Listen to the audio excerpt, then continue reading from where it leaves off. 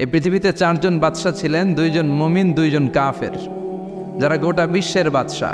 গোটা বিশ্বের 2 জন মুসলিম, 2 জন কাফের। কাফিরের একজনের নাম নামরুদ, আরেকজনের নাম বাখতানাসর। আর মুমিন একজন হচ্ছে সৈয়দনা সুলাইমান আলাইহিস সালাম, আরেকজন হচ্ছে যুলকারনাইন। তো সৈয়দনা সুলাইমান আলাইহিস সালাম আল্লাহকে বলল, আল্লাহ আমি গোটা বিশ্বের বাদশাহ, আমি গোটা পৃথিবীর সব মানুষগুলোকে একবার লাঞ্চ খাওয়াতে চাই। কি খাওয়াতে? লাঞ্চ মানে কি? দুপুরের খাবার। আল্লাহ বলবেন নো। আল্লাহ বললেন no, it's not your job Sulaiman. Sulaiman, এটা তোমার জব না, it's my duty, it's my job, it's my business. এটা আমার কাজ, আমার কাজ তুমি করতে যাও না। সাইয়েদনা সুলাইমান বললেন, আল্লাহ আমারে ট্রাই করার চেষ্টা দেন, সুযোগ দেন, আমাকে একটু ট্রাই করার সুযোগ দেন, চেষ্টা করার সুযোগ দেন। আমি একটু চেষ্টা করতে চাই গোটা বিশ্বের সব প্রাণীকুলকে, মৎস্যকুলকে, জিনকুলকে, মানবকুলকে খাওয়াতে চাই। আল্লাহ বললেন, সুলাইমান এইটা তোমার কাজ নয়, তুমি পারবা না, কাজটা কার? আমি রিজিক দেই। সাইয়েদনা সুলাইমান বললেন, লেট মি ট্রাই, আমাকে একটু চেষ্টা করার তৌফিক দেন, আমি একটু করি, দেখি না পারি কিনা। আল্লাহ রাজি হয় না, সুলাইমান নবীও ছাড়ে না। ভেজাল আছে না নাই? সুলাইমান আলাইহিস সালামের জোরাজোরিতে আল্লাহ রাজি হলেন। সাইয়েদনা সুলাইমানের অনুসারী ছিল জিনেরা। জিনেরা আবার ওনার কথা শুনতো। উনি জিনদের নিয়ে গোল টেবিল বৈঠক করলেন আর বললেন, সাগরের তীরে বিশাল বড় বড় ট্যাগের মধ্যে রান্না করো, আফ্রিকার গরুগুলোকে ফ্রাই করো, তেমি মাছগুলোকে ভুনা করো, খাসিগুলোকে রেজালা করো, পোলাও করো, খিচুড়ি করো, বিরিয়ানি করো, সব ধরনের খাবার জমা করো। অমুক অমুক দিন দুপুরবেলায় আমি সৈয়দনা সুলাইমান আলাইহিস সালাম গোটা বিশ্বের সবাইকে দুপুরের খাবার খাওয়াবো। জিনেরা বড় বড় পাতিলে রান্না করা শুরু করে দিল। রাতে রাতে সাগরের তীরে 40 কিলোমিটার এরিয়ার মধ্যে রান্নার স্তূপ। চলে আসলো সেই মাহেন্দ্র দিন, যেদিনে না লাগবে না, যেদিন খাওয়ানো হবে ওই দিন সবাই এসেছে। সৈয়দনা সুলাইমান উদ্বোধনী ভাষণ দিবেন। উনি বলতে শুরু করলেন, জিনেরা লাইন ধরবে এদিকে, মাছেরা লাইন ধরবে এদিকে, পাখিগুলো লাইন ধরবে এদিকে, মানুষগুলো লাইন ধরবে এদিকে, সবাই লাইনে লাইনে এসে খাবার খেয়ে যাও। সাগরের ভেতর থেকে বিশাল এক তিমি মাছ এসে বলে, সুলাইমান আমি লাইন মানি না। কি মানি না? আমারে বেলাইনে খাবার দাও। সৈয়দনা সুলাইমান বললেন, আমি নবী মানুষ, আমি বেলাইন করতে পারি না। তিমি মাছ বলে, আমার পেটে প্রচণ্ড ক্ষুধা, এই ক্ষুধায় যদি আমি মরে যাই তাহলে কিয়ামতের দিন আল্লাহ তোমারে ছাড়বে না, কারণ আমি তোমার মেহমান হয়ে এসেছিলাম। ঝামেলা আছে না নাই? সৈয়দনা সুলাইমান বললেন, বিপদে কি করি? আসলেই তো এই তিমি মাছ আমার মেহমান, আজকে না খেয়ে যদি মারা যায় কিয়ামতের দিন আল্লাহ আমারে ছাড়বে না। সৈয়দনা সুলাইমান বললেন, ঠিক আছে, শুধু এই তিমি মাছের জন্য বেলাইন, বাকি সবাই লাইনে খাবে। কিছু লোক আছে দেখবেন সব জায়গায় বেলাইন করে, আছে না নাই? র্যাব আছে, পুলিশ আছে, এর ফাঁকে বেলাইন করে ফেলায়, আছে না নাই? তো সাইয়েদনা সুলাইমান জিনদের আদেশ করে দিল, যাও আফ্রিকার একটা গরু, রোস্ট করা একটা গরু তিমি মাছের পেটের ভিতরে ঢুকায় দাও। তিমি মাছ বলল, সুলাইমান আমি হা করে রাখবো আমার মুখটা, যতক্ষণ না আমার পেট না ভরে তুমি খাবার দিতে থাকবা, পেট ভরে গেলেই মুখ বন্ধ করে ফেলবো। সাইয়েদনা সুলাইমানের কথা অনুযায়ী জিনের বাদশাহ একটা আস্ত গরু ফ্রাই করা তিমি মাছের পেটের ভিতরে ঢুকাই দিছে, কিন্তু তিমি মাছ হা করে আছে। সাইয়েদনা সুলাইমান বললেন, তো একটা খাসি মেরে দাও। একটা খাসি দিয়ে দিল, তারপরও হা করে আছে। বড় বড় ডেক থেকে পোলাও দাও, খিচুড়ি দাও, বিরিয়ানি দাও, আরো কয়েকটা গরু দাও, হা করে আছে। আরো কয়েকশো গরু দাও, হা করে আছে। আরো কয়েক হাজার গরু দাও, হা করে আছে। সুবহানাল্লাহ কইবেন না? দিতে দিতে 1 কিলোমিটারের খাবার নাই, 2 কিলোমিটারের খাবার শেষ, 10 কিলোমিটারের খাবার শেষ, 20 কিলোমিটার শেষ, 30 কিলোমিটার শেষ, 40 কিলোমিটারের খাবার শেষ। এখনো তিমি মাছের মুখটা হা করা আছে না নাই? সাইয়েদনা সুলাইমান সেজদায় পড়ে গেলেন, ডেকে বললেন, আল্লাহ আমি বুঝি নাই, গোটা বিশ্বের সবাইকে তো দূরের কথা একটা মাছরেও তো রিজিক দিতে পারলাম না।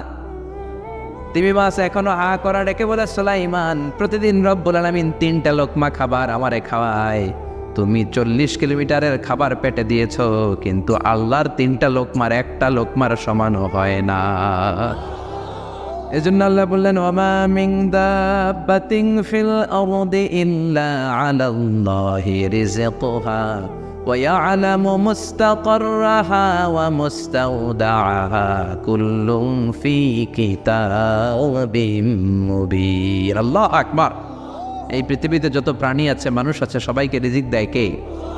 এজন্য রিজিকের মালিক আল্লাহ ডেকে বললেন, গোলাম আযাব আর গজব ততদিন আসবে যতদিন তোমাদের নাফরমানি বন্ধ না হয়। আর যেদিন থেকে নামাজি হয়ে যাবা, যেদিন থেকে আল্লাহওয়ালা হয়ে যাবা, আযাব আর গজব বন্ধ করে দিবে কে? রহমত দিয়ে দেশটারে ভরে দিবে কে? লা ইন শাকারতুম লা আযীদান্নাকুম, শুকরিয়া করো আমি নিয়ামত বাড়াই দিব। কার কথা? আর জোরে বলেন কার? আল্লাহ সবসময় আমাদেরকে তুমি নিয়ামত গুজারদের অন্তর্ভুক্ত হওয়ার তৌফিক দাও। আর জোরে পড়েন আমিন। না সাথী একটা ধরে আমি কুয়াশা ভরে না শুক্রিয়া না, লাগবে না শুক্রিয়া, এটা রহমতের কুয়াশা। আলহামদুলিল্লাহ পড়েন, সমস্যা হবে না ইনশাল্লাহ। টিস্যু আছে তো মুছে নেওয়া যাবে। নাওতলা পশ্চিম পাড়া জামে মসজিদের উদ্যোগে 23তম বার্ষিক ওয়াজ ও দোয়ার মাহফিল। 23 বছর ধরে এখানে কোরআনের কথা হয়, আমরা খুশি না বেজার? আজকের এই মহতী প্রোগ্রামের সভাপতি বিশিষ্ট সমাজসেবক জনাব মোহাম্মদ ওহিদুল্লাহ সাহেব, চেয়ারম্যান 3 নং মাধাইয়া ইউনিয়ন পরিষদ, আমার নানা ভাই জোরাজোরি করে আজকে আমার আনছে, আইনাই সারছে। আমি যত বছর বাঁচি অত বছর এনে আসতে হবে। কি বলেন আপনারা? আল্লাহ আমাদের সভাপতি নানা ভাইকে তুমি কবুল করে নাও। বিভিন্ন মাহফিল হলেই ছুটে যায়, অনেক চেয়ারম্যান আছে মাহফিল বন্ধ করে, আর আমার নানা ভাই মাহফিল করে, ঠিক কি না? এরকম চেয়ারম্যানের দরকার আছে না নাই? আল্লাহ তুমি ওনাকে কবুল করো। জনপ্রতিনিধি হিসেবে ওনার কাঁধে যে দায়িত্ব সবগুলো সঠিকভাবে আল্লাহ তুমি আঞ্জাম দেওয়ার তৌফিক দাও। আমাকে রেখেছেন প্রধান বক্তা, আপনাদের শুকরিয়া। আমার আগে কথা বলেছে বিশিষ্ট ইসলামী চিন্তাবিদ জনাব হযরত মাওলানা মোহাম্মদ আলী আশরাফ সাহেব, মুহাদ্দিস চান্দিনা আলামিন কামিল মাদ্রাসা, চমৎকার কথা বলছিলেন, আবার কিছু কালেকশনও করলেন। বিশ্বনবীও কিন্তু কালেকশন করতেন। বিশ্বনবী ঈদের নামাজের পরে মহিলাদেরকে বললেন, তাসাদ্দাকনা, মদিনার মহিলারা তোমরা বেশি বেশি দান খরচ করো, কারণ মেরাজের রাতে আমি দেখেছি পুরুষদের চেয়ে তোমরা নারীরা বেশি জাহান্নামী। নারীরা বলল, কেন রাসূল আমরা জাহান্নামী কেন, আমগো দোষ কি? বিশ্বনবী বললেন, 2 কারণে। তুকসিরনা লাআনা, তোমরা বেশি বেশি মহিলাদেরকে লানত দাও। রেগে গেলে নারীরা বলে হেতের উপরে আল্লাহ ঠেড়া হইতো, হেতের উপরে আল্লাহর গজব হইতো, বলে না? তো এক নারী আরেক নারীকে এরকম গালি দাও, ভর্ৎসনা করো, লানত দাও, এটা এক কারণ। আরেক হচ্ছে তাকফুরনাল আশিরা, তোমরা স্বামীর নাশুকরি করো।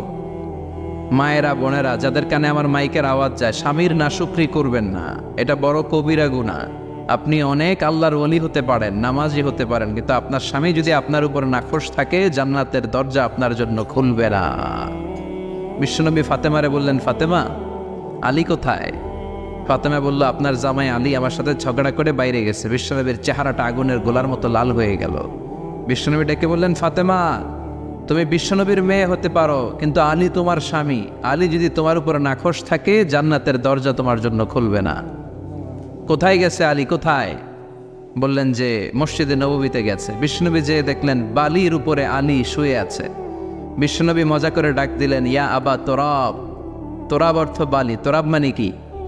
বিশ্বনবী ডাক দিলেন, ইয়া আবা তোরাব, মানে হে বালির বাবা আলী, ওঠো। এখন আলী ওঠে না, রাগ করে আসছে। বিশ্বনবী এদিক দিয়ে তাকায়, আলী ওইদিকে তাকায়। বিশ্বনবী ওদিকে আসলে আলী এদিকে তাকায়, মনে মনে করে এতক্ষণ আপনার মাইয়া গুতাইছে, এখন আপনি গুতাইতেছেন। বিশ্বনবী যাই বললো, আলী রাগ করো না, ওঠো, তুমি আমার চাচাতো ভাই, আমার ঘরেই তো তুমি মানুষ হয়েছ। ঘাপটি মেরে হাতটা ধরে টান দিলেন। সাইয়েদনা আলী উঠতে বাধ্য হলেন। বিশ্বনবী কারো হাত ধরে টান দিলে ওই লোক বসে থাকতে পারে? উঠে গেলেন, ঘরে নিয়ে আসলেন। নিয়ে এসে বিশ্বনবী খাটের মাঝখানে শুইলেন। ডান দিকে শোয়ালেন আলীকে, বাম দিকে শোয়ালেন ফাতেমাকে। এবার মেয়ের জামাইকে আর মেয়েকে বুঝাতে লাগলেন, নসিহত করতে লাগলেন, গল্প শোনাতে লাগলেন। কি রোমান্টিক শ্বশুর! এরকম রোমান্টিক শ্বশুর পৃথিবীতে দ্বিতীয়টা খুঁজে পাওয়া যাবে? সুবহানাল্লাহ পড়েন। বিশ্বনবীর কাজই ছিল ঝগড়া লাগলে এরকম মিলায়া দেওয়া। কি করা? মিলায়া দিবেন। সমাজে অনেকে আছে ঝগড়া লাগলে আরো লাগায়া দেয়, আছে না নাই? আছে। আগুন লাগলে কি দিয়ে নিবান? পানি ডালতে হয়, অনেকে তেল ডালে। কি ডালে? তো আগুন আরো জ্বলে ওঠে। বিশ্বনবী বললেন, না, খবরদার, ইসলাহু যাতিল বাইন, মিলায় দিবেন। স্বামী স্ত্রীর ঝগড়া মিলায় দেন, ভাইয়ে ভাই কোপাকুপি মিলায় দেন, এলাকায় এলাকায় গ্রামে গ্রামে মারামারি না লাগাইয়া মিলায় দেন। জান্নাতে আপনার ঘরটারে বড় করে দিবে কে? বিশ্বনবীর কাজ ছিল মিলায় দেয়া। বিশ্বনবী মক্কা থেকে মদিনায় হিজরতের আগে মদিনায় 2টা গোত্র ছিল। এই গোত্রের মধ্যে 120 বছর ধরে মারামারি। কয় বছর? তুমি কেউ এই মারামারিটা বন্ধ করতে পারে না। গোত্র 2টার নাম হচ্ছে আউস আর খাজরাজ। আউস খাজরাজের মারামারি। বাবা মরে যাওয়ার সময় ছেলেরা ওসিয়ত করা যায়, নসিহত করা যায়, বাবারে আমারে কোপাইছে তুইও কোপাবি। ওই বলে আবার নাতিরে কয় আমারে মারছে তুইও মারবি। তো বংশ পরিক্রমায় মারামারি চলতেই থাকে, কেউ আর থামাইতে পারে না। বিশ্বনবী মক্কা থেকে মদিনায় হিজরত করতে এসে মদিনায় বাসাবাড়ি করে 7 দিনের মাথায় 120 বছরের মারামারি থামায় দিলেন।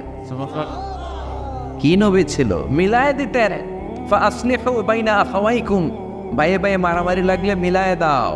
স্বামী স্ত্রীর ঝগড়া হলে মিলায়ে দিবেন। এজন্য মায়েরা বোনেরা বিশ্বনবী বলেছেন তাকফুরনাল আশিরা, মেয়েদের সবচেয়ে বড় একটা সমস্যা হচ্ছে স্বামীর নাশুকরি করে।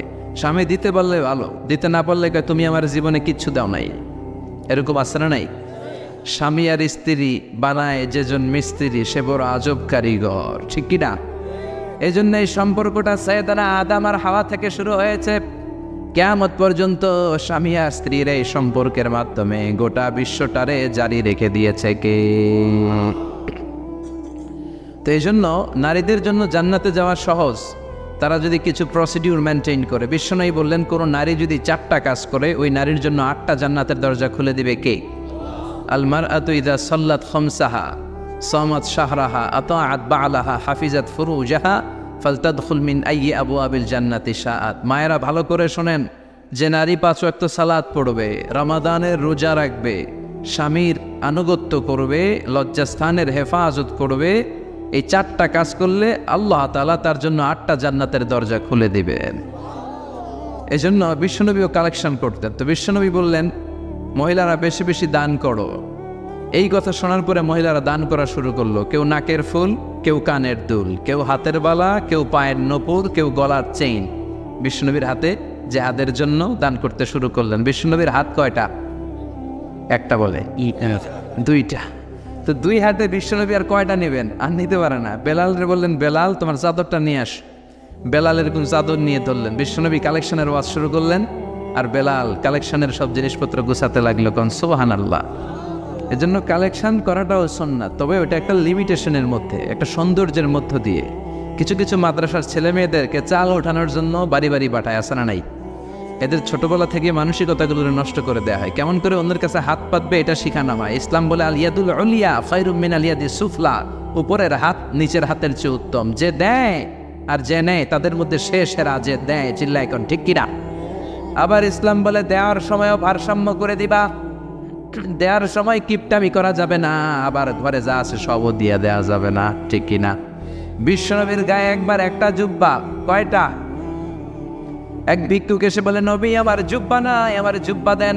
দয়ার নবী মায়ের নবী নিজের জুব্বাটা খুলে দিয়ে ওই ভিক্ষুকের হাতে তুলে দিলেন। এখন নবীর গায়ে কোনো জুব্বা নাই।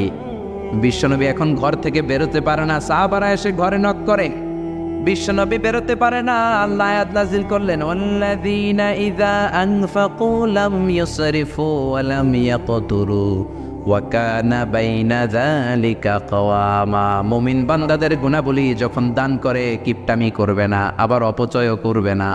এই আয়াত দিয়ে আল্লাহ বুঝাতে চাইলেন, নবীরে ধমক দিলেন, ও নবী 2টা জামা থাকলে একটা দিতেন, 3টা থাকলে একটা দিতেন, একটা যখন ছিল এইটা দিলেন কেন? এখন নিজে পড়বেন কি? সুবহানাল্লাহ করবেন না? ইসলাম তো ব্যালেন্সড রে ভাই, ইসলাম ভারসাম্যপূর্ণ। ইসলামের সব বিধানগুলো আপনার সাথে স্যুট করবে, ম্যাচ করবে, এটা জীবন ঘনিষ্ঠ। ইসলামে এমন কোনো বিধান দেয়া হয় নাই যেটা আপনার খারাপ লাগবে। অন্যান্য সব ধর্মের প্রতি শ্রদ্ধা রেখেই বলি, আমার ইসলাম যে আহকাম আমাদেরকে দিয়েছে এরকম বিধান কোনো ধর্মের ভেতরে নাই, চিল্লা এখন ঠিক কিনা? হিন্দু ভাইদের প্রতি আমি শ্রদ্ধা রাখি, কারণ অনেক হিন্দু আমার মাহফিলে এসে কথা শুনে। হিন্দু ধর্মের একটা নিয়ম ছিল সতীদাহ প্রথা। স্বামী মারা গেলে ওয়াইফকেও স্বামীর সাথে বেঁধে আগুন দিয়ে জ্বালায় দাও, ছিল না নিয়মটা? রাজা রামমোহন রায় এসে এটা উঠায় দিল। হিন্দু ধর্মে এখনো একটা নিয়ম আছে, পাক্কা হিন্দু হইতে হলে আপনাকে গোমূত্র পান করতে হবে, মানে গরুর পেশাব। লা ইলাহা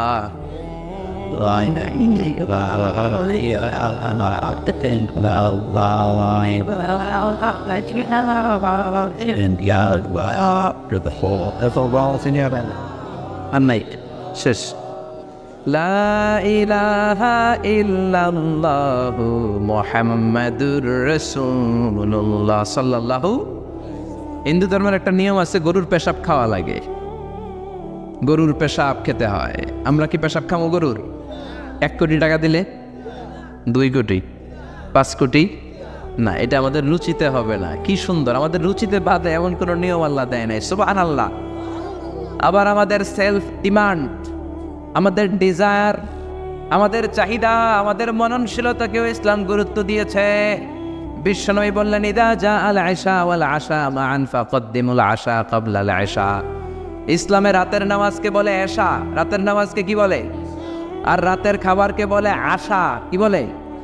ইসলাম বলে এশা আর আশা দুইটা যদি একসাথে আসে, এশার নামাজ রাখো, আগে আশা খাইয়া লও। সুবহানাল্লাহ। এশারও আজান হচ্ছে, গরম গরম বিরিয়ানি চলে আসছে, কি করবেন? আগে বিরিয়ানি খেয়ে নেবেন, আগে পেটটারে ঠান্ডা করবেন। তা না হলে বিরিয়ানির প্যাকেট রেখে দিয়ে যদি নামাজ পড়েন, নামাজের মধ্যে বিরিয়ানির চিন্তা আছে না নাই? সুবহানাল্লাহ কইবেন না? কি সুন্দর ইসলাম। ইদা জা আল আশা ওয়াল আশা ফাকদ্দিমুল আশা ক্বাবলা আল ইশা, চিল্লায়ে পড়েন সুবহানাল্লাহ।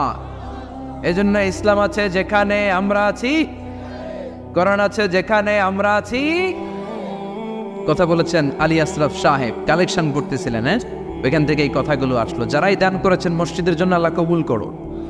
কথা বলেছেন হযরত মাওলানা মাহমুদ আবুল হাসান সাহেব, হযরত মাওলানা আবু হানিফ সাহেব, যারাই কথা বললেন নিঃসন্দেহে কোরআন সুন্নাহর আলোকে বলেছেন। আল্লাহ এই কথাগুলোর উপর আমাদেরকে আমল করার তৌফিক দাও। আজকের মাহফিলে এসে আমরা খুশি না বেজার? আসুন আমরা তাকবীর দিয়ে আমাদের এই খুশির ধারাবাহিকতা বজায় রাখি। আমি পড়ব লিল্লাহে তাকবীর, আপনারা আমার সাথে তাকবীর দিবেন। পড়বেন আল্লাহু আকবার, পড়েন লিল্লাহে তাকবীর, লিল্লাহে তাকবীর, লিল্লাহে তাকবীর। আসুন এই চমৎকার রজনীতে আমাদের দামি সময় নষ্ট না করে আমরা মহাবিশ্বের মহাবিশ্বয় মহাগ্রন্থ আল কোরআন থেকে কথা শুনি। এর কারণ কোরআন এমন বরকতময় কিতাব, এই কিতাবের একটা ভুলও আজ কেউ ধরে দেখাইতে পারে নাই, বরং ভুল ধরতে আসলে তার হেদায়েতের রাস্তা খুলে যায়, ঠিক কিনা? কেউ কোরআনের ভুল ধরতে পারে নাই, কোরআনকে সংশোধন করা যায় নাই, কোরআনের শত্রুতা করে এর বিরুদ্ধে ষড়যন্ত্র করে কেউ সফল হতে পারে নাই, চিল্লায় কোন ঠিক কিনা? এজন্য রব্বুল আলামিন বলেন, এমন কিতাব একটা দিলাম, এই কিতাব তেলাওয়াত করলে হৃদয়টারে ঠান্ডা করে দেয় কে? ঈমান বাড়িয়ে দেয় কে? وَإِذَا تُلِيَتْ عَلَيْهِمْ آيَاتُهُ زَادَتْهُمْ ঈমানা। মুমিন বান্দাদের সামনে কোরআনের তেলাওয়াত করলে ঈমান বাড়ায় দেয় কে? শুধু মুমিনদের ঈমান বাড়ায় না, কাফেরদের সামনে তেলাওয়াত করলেও কাফেরদের কলিজাও ঠান্ডা হয়ে যায়। সুবহানাল্লাহ পড়েন। মিশরের একজন কারি ছিল, কারি আব্দুল বাসেত ইবনে আব্দুস সামাদ। ওনাকে নিয়ে মিশরের প্রেসিডেন্ট জামাল আব্দুল নাসের রাশিয়াতে একটা সফর করলো। তখন আবার রাশিয়ার নাম ছিল সোভিয়েত ইউনিয়ন। কি ছিল? সোভিয়েত ইউনিয়ন, এখন হয়েছে রাশিয়া। বিশাল মন্ত্রী পরিষদের বহন নিয়ে গেল। রাশিয়ার প্রেসিডেন্ট মিশরের প্রেসিডেন্টকে লাল গালিচার সংবর্ধনা দিয়ে ওয়েলকাম করলো। এবার মিশরের প্রেসিডেন্ট তার মন্ত্রী পরিষদকে পরিচয় করায় দিচ্ছে যে এটা হচ্ছে আমার হোম মিনিস্টার, এটা আমার এডুকেশন মিনিস্টার, এটা আমার ফিনান্স মিনিস্টার। তো সবাইকে পরিচয় করে দেওয়ার পরে ওনার সাথে যে মিশরের কারি আব্দুল বাসেদের দিকে তাকিয়ে রাশিয়ার প্রেসিডেন্ট বলে, এটা আবার কোন মন্ত্রী?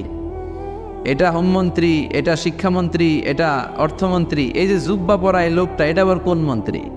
তো মিশরের প্রেসিডেন্ট বলে, এটা আমাদের কোনো মন্ত্রী না, এটা আমগো কারি। এটা কি? হেরা কি কারি কি বুঝে? এরা বলতেছে কারি আবার কি?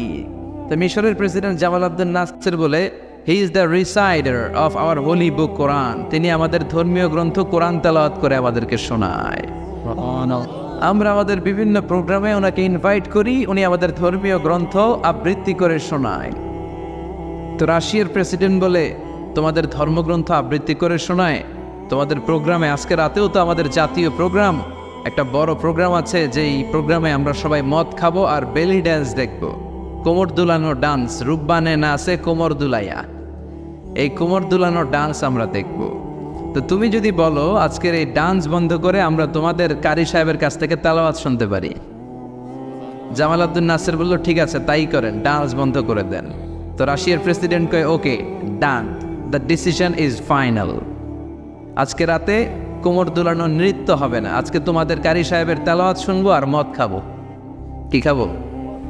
ড্যান্স বন্ধ করছে, মাগার মদ বন্ধ করে নেই। তো আব্দুল বাসেদ রাজি হলেন, ওনাকে নিয়ে যাওয়া হলো, সিঙ্গাররা গিটার দিয়ে যেখানে গান গায় ওখানে বসানো হলো ওনারে। আর সবার হাতে মদ, হুইস্কি, রেড ওয়াইন, অ্যালকোহল নিয়ে বসেছে। যে মদ খাবে। রাতে এরা মদ খায়, 2-1 প্যাক না খেলে এদের ঘুম হয় না। তা আব্দুল বাসেত ওই দিন তেলাওয়াত করেছিলেন চোখ বন্ধ করে। আর চোখ বন্ধ করার আগে, তেলাওয়াতের আগে আল্লাহ বলেছেন, আল্লাহ এই যে এতগুলো কমিউনিস্ট লিডার, আমি আমার গলায় তুমি যত সুর দিয়েছ, আমি দরদ দিয়ে তেলাওয়াত করব, তুমি তোমার কোরআনের বাণীটা এই কমিউনিস্ট কাফের লিডারদের অন্তরের ভিতরে ঢুকাইয়া দিও। হ্যাঁ, সবাই মদ নিয়ে রেডি। উনি শুরু করলেন আউযু বিল্লাহি মিনাশ শাইতানির রাজিম বলে তেলাওয়াত শুরু করলেন। ওনার তেলাওয়াত যখন শুরু হলো, কেউ আর মদ খায় না, মদের গ্লাস রেখে দিয়ে সবাই ওনার দিকে তাকিয়ে রইল। উনি ওনার কণ্ঠে যত দরদ ছিল, সুর ছিল, সুরের ঝংকার ছিল, মেলোডি ছিল, ভয়েস ছিল, সব উজাড় করে কোরআন তেলাওয়াত করতে লাগলেন। কমিউনিস্ট লিডারগুলো তেলাওয়াত শুনতে শুনতে মনের অজান্তে চোখের পানি ছাড়তে শুরু করছে। লম্বা সময় তিনি তেলাওয়াত করলেন, ওরাও মদ খাওয়া রেখে দিয়ে কান্না জুড়ে দিল। তেলাওয়াত শেষ, চোখ খুলে দেখে কেউ মদ খায় নাই, সবার চোখে পানি। মিশরের প্রেসিডেন্ট জামাল আব্দুল নাসের ওদেরকে বলল, did you understand the meaning of the verses of the holy Quran? এই যে আমাদের কারি সাহেব তেলাওয়াত করছে, তোমরা কি অর্থ বুঝছো? কয় না, বুঝি নাই। তো কান্দলা কেন, চোখে পানি কেন? কমিউনিস্ট কাফের লিডাররা বলে, আমাদের জীবনে এত সুন্দর তেলাওয়াত, সুরেলা কণ্ঠ আমরা শুনি নাই। এই তেলাওয়াতটা শুনে আমাদের হৃদয় ঠান্ডা হয়ে গেছে, যদিও বুঝি না, কিন্তু হৃদয়টা ঠান্ডা ঠান্ডা লাগে, অন্তরটা প্রশান্ত প্রশান্ত লাগে। আমাদের অন্তরে অনেক জ্বালা, অনেক যন্ত্রণা, আমাদের অনেক দুঃখ আর কষ্ট, এগুলোকে ভুলে থাকার জন্য আমরা রাতে বেলি ড্যান্স দেখি আর মদ খাই। তবে এরকম কারি যদি আমাদের দেশে থাকতো, আমরা বেলি ড্যান্স না দেখে প্রতিদিন রাতে তেলাওয়াত শুনতাম। ওই কোরআন আজও আছে না নাই? আজ সেই কোরআন আছে, হাদিস আছে, সেই ঈমান আর মানুষ নেই, সেই আলী হায়দারে ওসমান নেই। আজানের ধ্বনি আছে আগেরই মতোই, আজানের ধ্বনি আছে আগেরই মতোই, বেলালের সেই রূহ নেই, বেলালের সেই রূহ নেই। আজ সেই কোরআন আছে, হাদিস আছে, সেই ঈমান আর মানুষ নেই, সেই আলী হায়দারে ওসমান নেই। চিল্লায় কর ঠিক কিনা? এজন্য কোরআন আজও আছে। ওই কোরআন থেকে দরদ দিয়ে তেলাওয়াত করতে পারলে কাফেরদের হৃদয়কেও ঠান্ডা করে দিবে কে? এই জন্য এই কিতাব এমন কিতাব, যেই কিতাবের ভুল খুঁজে বের করা যায় না। ভুল ধরতে আসলেই তার ভুলটাই আল্লাহ তার চোখের সামনে তুলে ধরে। চিল্লায় বলেন ঠিক কিনা? সেই কোরআন থেকে আমরা কথা শুনবো, সেই কোরআনের আলোতে নিজেদেরকে আমরা আলোকিত করার চেষ্টা করব। রাজি আছেন? অনেক রাত, সময় আমাদের কম, কথা আমাদের বেশি। আসুন সরাসরি আমরা মহাবিশ্বের মহাবিশ্বয় মহাগ্রন্থ আল কোরআন আল করিম থেকে আমরা কথা শুনবো। আমি আমার খুতবার শুরুতে সূরাত বনী ইসরাইলের ছোট্ট একটা আয়াত তেলাওয়াত করেছি। আজকের এই চমৎকার রাতে এর আলোকে কিছু কথা শুনবো। সবাই পড়েন ইনশাআল্লাহ। সূরা বনী ইসরাইলের এই 23 নম্বর আয়াতে আল্লাহ তাআলা ইরশাদ করে বলছেন, ও আমার গোলামেরা, আমি আল্লাহর পক্ষ থেকে তোমাদের জন্য স্পেশাল 2টা ফায়সালা আছে, স্পেশাল 2টা ঘোষণা আছে। এই ঘোষণাগুলার কোনো নড়চড় হবে না, অনড় ঘোষণা। ফায়সালা কয়টা? রব্বুল আলামিন বলেন, ওয়াকাদা রাব্বুকা আল্লা তা'বুদু ইল্লা ইয়্যাহু ওয়া বিল ওয়ালিদাইনি ইহসানা। আমি আল্লাহর প্রথম ফায়সালা হলো আল্লাহ তা'বুদু ইল্লা ইয়্যাহ। এই জমিনে কারো ইবাদত করা যাবে না একজনের ছাড়া, তিনি কে? কারো জিকির করা যাবে না একজনের ছাড়া, তিনি কে? কাউকে সেজদা দেয়া যাবে না একজনকে ছাড়া, তিনি কে? এখন আপনি যদি মসজিদেও সেজদা দেন, মাজারেও সেজদা দেন, তাহলে কি আপনি আল্লাহর বান্দা হতে পারলেন নাকি? মাজারে সেজদা দেয়া যাবে না, সেজদা দিতে হবে মসজিদে। সেজদা পাওয়ার অধিকারী একজন। এজন্য আল্লাহ বলেন, ওয়াসজুদ ওয়াক্তারিব, সেজদা দাও আমার নিকটবর্তী হও। বান্দা যখন সেজদা দেয়, বান্দা আল্লাহর কাছে চলে যায়। দেখা যায় মসজিদের মধ্যে সেজদা পড়ে, কার্পেটের মধ্যে সেজদা পড়ে, যায় নামাজে পড়ে। আল্লাহ বলে না, যায় নামাজে পড়ে নাই, আমি আল্লাহর কুদরতি পায়ের উপরে তোর সেজদাটা পড়েছে। এজন্য সেজদা দেওয়ার দরকার আছে না নাই? যারা সেজদা দেয় তাদের সাথে কোরআনের আইন বাস্তবায়নের দরকার আছে না নাই? এজন্য আল্লাহ বললেন আমার ফয়সালা দুইটা। জোরে বলেন কয়টা? এক নম্বর ফয়সালা, আল্লাহ তা'বুদু ইল্লা ইয়া, এক আল্লাহ ছাড়া অন্য কারো ইবাদত করা যাবে না। আল্লাহ বললেন জিন জাতি আর মানব জাতি, এই দুইটা জাতিকে আমি তৈরি করেছি শুধুমাত্র আমার ইবাদতের জন্য। কার কথা? আমা খালাকাতুল জিন্না ওয়াল ইনসা ইল্লা লিয়াবুদুন, জিন জাতি এবং মানব জাতিকে আমি তৈরি করলাম আমার ইবাদতের জন্য। কার ইবাদত? ডাকবেন কারে? নাকি খাজা বাবারে? কেউ ফিরে না খালি হাতে, খাজারে তোর দরবারেতে, বলে না? ভুয়া কথা। দরবারে যে খালি হাতে ফিরে না, এটা একটা ভুয়া কথা। কত দরবার থেকে মানুষ খালি হাতে ফিরে। জামা নিয়ে গেছে, জামা হারাই গেছে। মোবাইল নিয়ে গেছে, মোবাইল চুরি হয়ে গেছে। জুতা নিয়ে গেছে, জুতা চোরে নিয়ে গেছে, এখন খালি হাতে খালি পায়ে ফিরে আসে। এরকম আছে না নাই? একটা দরবার থেকে কেউ কোনোদিন খালি হাতে ফিরে না। দরবারটা কার দরবার? কেউ ফিরে না খালি হাতে, আল্লাহরে তোর দরবারেতে, বলেন কেউ ফিরে না। আমরা নামাজে আল্লাহরে বলি আল্লাহ ইহদিনাস সিরাতাল মুস্তাকিম, আমাদেরকে আপনি সিরাতুল মুস্তাকিম দেন। বলি কি বলি না? আল্লাহ বলে ওয়া আনি'বুদুনি হাযা সিরাতুম মুস্তাকিম, তোমরা আমি আল্লাহর ইবাদত করো, আমি আল্লাহর ইবাদত করাটাই হলো সিরাতুল মুস্তাকিম। সুবহানাল্লাহ। এবার আপনি দেখবেন আপনি ইবাদত করেন কার? আপনার সেজদা যদি শুধু মসজিদে পড়ে, তার মানে আপনি সিরাতুল মুস্তাকিমের উপর আছেন না নাই? কিন্তু যদি দেখেন কিছু সেজদা পড়ে মসজিদে, কিছু পড়ে মাজারে, তাইলে ভেজাল আছে না নাই? মাজার ব্যবসা বাংলাদেশে আছে না নাই? বেশি না কম? হক্কানি ওলিয়া ওলিয়াদের সাথে আমাদের কোনো দ্বন্দ্ব নাই, কিন্তু মাজারকে পুঁজি করে যারা ব্যবসা করে, ভণ্ডামি করে, এগুলোর সাথে ইসলামের কোনো সম্পর্ক। দোদেল বান্দা কালমা চোর, না পায় শ্মশান না পায় ঘর, দিন থাকিতে আয়রে পথে ছাইড়া দে ভণ্ডামি, ভণ্ডামি ভণ্ডামি ভণ্ডামি, ছাইড়া দে ভণ্ডামি। নামাজ কালাম পড়ে না, ইবলিস শয়তানের নান, আছে না নাই? দরবারের খাদেম, নামাজ নাই, রোজা নাই, লাল সালু পড়ে, চুল আর দাড়ির ভেতরে জটলা, 3 মাসও গোসল করে না, আছে না নাই? নামাজ রোজা করে না, ইবলিস শয়তানের নানা, ধর্মের একখান খুঁটি ধইরা কয়দিন করবা হয়রানি, ভণ্ডামি ভণ্ডামি ভণ্ডামি, ছাইড়া দে ভণ্ডামি। ঠিক কিনা? এরকম ভণ্ডামের সাথে ইসলামের কোনো সম্পর্ক। এজন্য আল্লাহ বললেন গোলাম সেজদা দিবা একজন রে, তিনি কে? এই পৃথিবীতে আল্লাহ যত নবী পাঠিয়েছেন, যত রসুল পাঠিয়েছেন, সব রসুলের দাওয়াত ছিল একটা। কয়টা? কোন নবীর সাথে আরেক নবীর কথার কোনো গরমিল ছিল নাকি? এক নবী বলছে আল্লাহর ইবাদত করো, আরেক নবী এসে বলছে কৃষ্ণের ইবাদত করো, এরকম হয়েছে? এক নবী বলে আল্লাহর ইবাদত করো, আরেক নবী বলে গৌতম বুদ্ধের ইবাদত করো, এরকম আছে নাকি? সব নবীরা বলেছে ইয়া কওমি ইবুদুল্লাহ মা লাকুম মিন ইলাহিন গায়রুহু আফালা তাত্তাকুন, ও আমার কওমের লোকেরা ইবাদত করবা একজনের, তিনি কে? তাহলে আল্লাহ বললেন গোলাম আমার ফয়সালা দুইটা। প্রথম ফয়সালা আল্লাহ তা'বুদু ইল্লা ইয়া, ইবাদত আমি আল্লাহ ছাড়া অন্য কারো করা যাবে না। যার ইবাদত করা হয় তারে বলা হয় আরবিতে মাবুদ। আমাদের মাবুদ কে? আমাদের মাবুদ হচ্ছে আল্লাহ। তাহলে আল্লাহর প্রথম ফয়সালা, ইবাদতের হকদার, ইবাদত পাওয়ার উপযুক্ত মহাবিশ্বে কেবল একজন সত্তা, তিনি কে? আল্লাহর এই ফয়সালার সাথে, সিদ্ধান্তের সাথে আপনার একমত? দ্বিমত নাই কেউ? কেউ নাই? তাহলে দ্বিতীয় ফয়সালাটা শুনি। হ্যাঁ, আল্লাহ বললেন ওয়াবিল ওয়ালিদাইনি ইহসানা, আমি আল্লাহর প্রথম ফয়সালা, আমি ছাড়া কারো ইবাদত চলবে না। আমি আল্লাহর দ্বিতীয় ফয়সালা, মাতা পিতার সাথে তোমরা ইহসান করবা, মাতা পিতার সাথে ভালো আচরণ করবা, মাতা পিতার কাছ থেকে দোয়া নিবা।